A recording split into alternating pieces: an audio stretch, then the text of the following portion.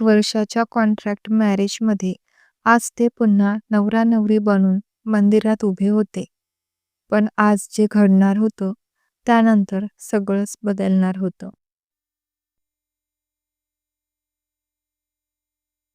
ते दोघे देवीसमोर हातात हात घेऊन उभे राहिले.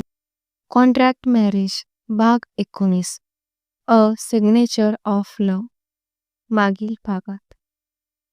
ईशा, आजपर्यंत जे झालं त्यासाठी सॉरी.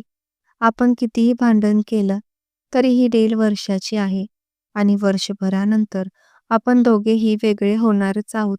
तर मग प्लीज आपण एकमेकांचा द्वेष न करता चांगले मित्र बनून राहूया. पप्पासाठी नवरा बायको आणि घरच्यांच्या समोर फ्रेंड्स. रयतलाही ईशाचं वाईट वाटत होतं.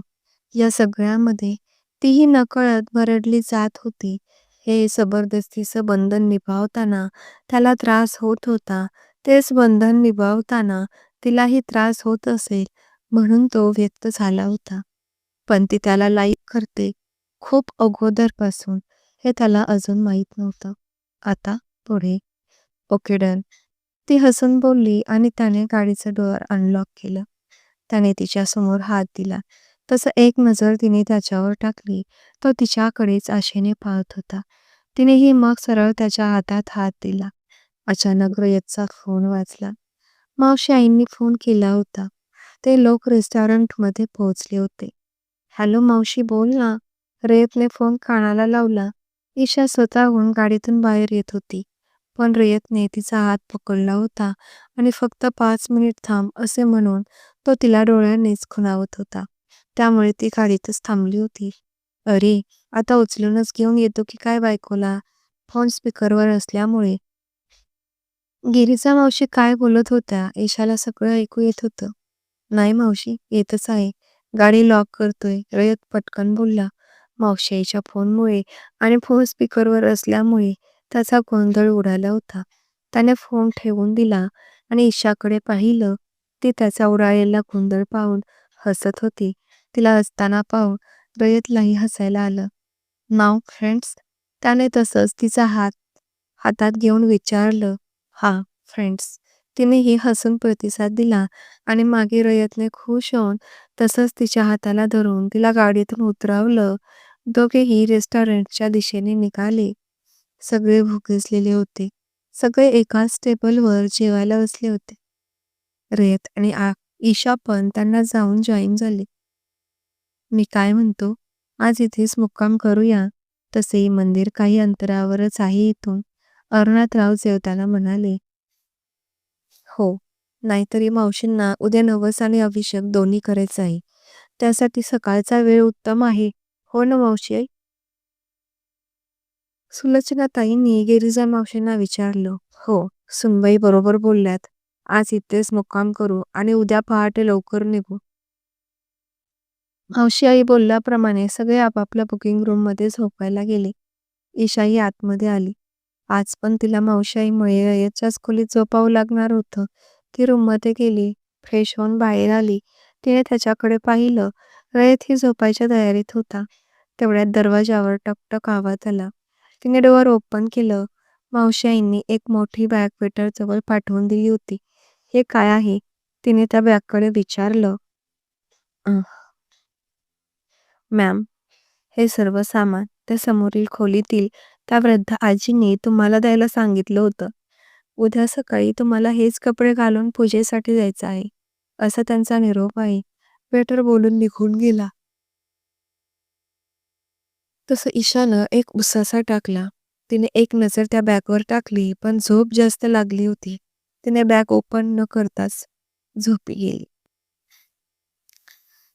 दुसऱ्या दिवशी ईशा अंघोळ करून आली आणि आता तिला आठवलं मावशी आईंनी काल तिच्यासाठी घालायला कपडे पाठवले आहेत. तिने ती बॅग ओपन करून घेतली. त्यात मस्त एम्ब्रॉयडेड नवराईचा पोशाख आणि नवरदेवाचे लग्नाचे कपडे होते. मावशी आईंनी हे घालायला दिलं होतं. ईशाने तिच्या त्या लग्नाच्या पोशाखावरून हात फिरवला. एक वेगळीच फिलिंग मनात येत होती. तो भरदार पोशाख आणि सोबत रयतचाही पोशाख पाहून तिच्या हृदयाची धडधड वाढत होती. रयत ही आंघोळ करून बाहेर आला. ईशा मस्त तो लग्नाचा पोशाख घालून तयार झाली होती. तिला असं पाहून तर क्षणभर त्याला काही सुचलंच नाही. आज काय हिचं लग्न आहे का? जो हिने पूर्ण आज शृंगार केलाय. मस्त हिरव्या कलरची पैठणी, त्यावर रेड कलरचा डिझायनर ब्लाऊज घालून ती तयार झाली होती. केसांचा अंबाडा घालून मागे गुलाबाची फुलं लावली होती. रयत मनात विचार करतच तिच्या जवळ आला. ईशाची नजर त्यावर पडली. ती आरशात पाहून मेकअप करत होती आणि तो तिलाच पाहत होता. नाहीतरी त्यांचं लग्न कोर्ट मॅरेज पद्धतीने घाईत झालेलं. अत्यंत साधा पोशाख होता तेव्हा त्यांचा. नवराईच्या पोशाखात रयत तिला पहिल्यांदाच पाहत होता. मावशी आईंची इच्छा आहे, तुम्हालाही हे घालायचं आहे. तो तिच्याकडेच एकटक पाहतोय हे तिने ओळखलं होतं आणि म्हणून तिने त्यालाही त्याचे कपडे घालायला दिले. हे आपल्यासाठीच आहे ना? रयतसाठी पण मस्त शेरवानी होती. नवरदेवाचा पूर्ण पोशाख होता तो, म्हणून त्याने शंखेने तिच्याकडे पाहिलं. हो, हेच आहेत कपडे जे तुम्हाला घालायचे आहेत. मावशी आईंनी सांगितलं आहे. मावशी आई पण ना, कधी काय करायला लावे? नेम नसतो हिचा. मावशी आई म्हटल्यावर रयतने पटकन अंगात शेरवानी चढवली. अगदी राजबिंडा दिसत होता तो त्या शेरवानीमध्ये. गळ्यात लाल रंगाचे ओढणे, डोक्यावर पगडी, पगडीला असणारे मोत्याचे मणी. दृष्ट लागेल असाच दिसत होता तो. ईशाने मस्त साडी घालून तयार झाली होती. तीही अधूनमधून चोरून रयतकडे पाहत होती. पण तिची त्याच्यावरून नजर हटत नव्हती. रयतचे पण तेच हाल होते. अगं, झालं का नाही अजून? बोलत गिरिजा मावशी ईशाकडे आल्या.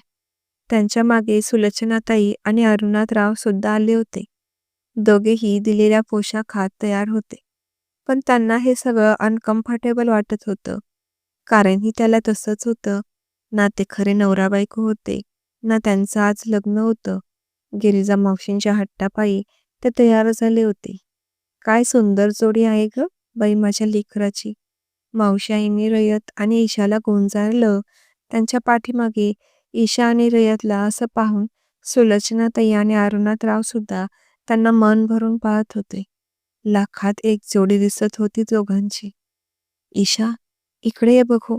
सुलोचनाताईंनी तिला जवळ बोलावलं आणि त्यांनी त्यांच्या हातात असणारं नवरीचं घोंगट तिच्या डोक्यावर आणि खांद्यावर टाकलं. रयत आणि ईशा दोघेही प्रश्नार्थक नजरेने त्यांच्याकडे पाहत होते. हे सगळं कशासाठी चाललं आहे त्यांना समजत नव्हतं. अरे, देवदर्शनासाठी लग्नानंतर पहिल्यांदाच जातात, तर मग काय होतं, पूर्ण पोशाख घालून जायचं. नाहीतरी कुठं लग्नाला महिना पण झाला नाही. मावशी आई बोलल्या तसं दोघांनी पण वैतागून एकमेकांकडे पाहिलं. अगं सुनबाई, बाशिंग तरी बांध की. मावशी आई बोलल्या. आणि आता हे कशासाठी? रयतने न राहून विचारलं. बोल बाबा, तू मलाच बोल. अरे नवस बोलला होता देवीला. तुझं लग्न झाल्यावर अंगावरल्या कपड्यानिशी बाशिंग बांधून दर्शनाला येईल. पण तुला कुठं माझी काळजी? लग्न करून मोकळा झाला. आता मी माझी हौस करून घ्यायले ती पण नको वाटतं तुला? मावशी आईने डोळे पदराने पुसले आणि त्यांची मुसमुस ऐकून रयत शांत झाला. मावशी, तू रडू नको बरं. तुला जे काय करायचं ते आजच करून घे. कारण आज रात्रीच आम्ही पुण्याला निघतोय. त्यामुळे प्लीज तू असं रडू नकोस. मावशी आईचं रडणं पाहून रयतला पाजर फुटला आणि मग काय? जे मावशी आई बोलेल तीच पूर्व दिशा. ईशाही आता गप्पच बसली. काहीही झालं तरी गिरिजा मावशी आपल्या लेकावरील प्रेम पाहून त्या मागे हटणार नाहीत, तिला समजलं होतं. चला, निघायचं का? अहो, वेळ झाला तर पुन्हा गर्दी पडेल. अरुणातराव म्हणाले. तसे सगळे मंदिरात जाण्यासाठी निघाले. थोड्याच वेळात सगळे मंदिराच्या पायथ्याजवळ आले. मावशी आईने पूजेसाठी नारळ, फुलं, उदबत्ती घेतली. ईशा आणि रयत पण सोबत उभे होते. मंदिरातून जाणारे येणारे लोक त्यांच्याकडे पाहत होते. कारण ते दोघं त्या पोशाखात आता नवीन कपल आहेत की काय आणि आजच लग्न झालंय असंच दिसत होते. मंदिराला खूप साऱ्या पायऱ्या होत्या. ते मंदिर एका प्रसिद्ध देवीचं होतं. अरुणातरावांचं कुलदैवत होतं ते. त्यांनाही बरीच वर्ष झाली होती इथे देवदर्शनासाठी येऊन. सुनबाई, तो आणि आरू दोघं जण पुढे जाऊन पूजेचं नियोजन करा. अगोदर पूजा झाली म्हणजे निवांत होईल. गिरिजा मावशींनी सुलोचनाताईंना आणि अरुणातरावांना पुढे पाठवलं. तर मग मैत्रिणींनो, बघूया आता गिरिजा मावशी ईशा आणि रयत सोबत काय काय धिंगाणा घालते ते.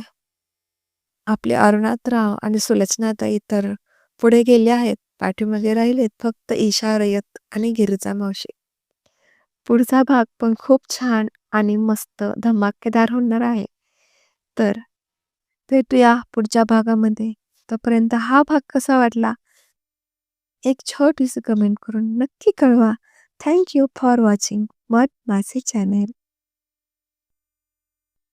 ते दोघे देवीसमोर हातात हात घेऊन उभे राहिले आणि पुजाराने पुढचं जे सांगितलं ते ऐकून ईशाच्या पायाखालची जमीन सरकली.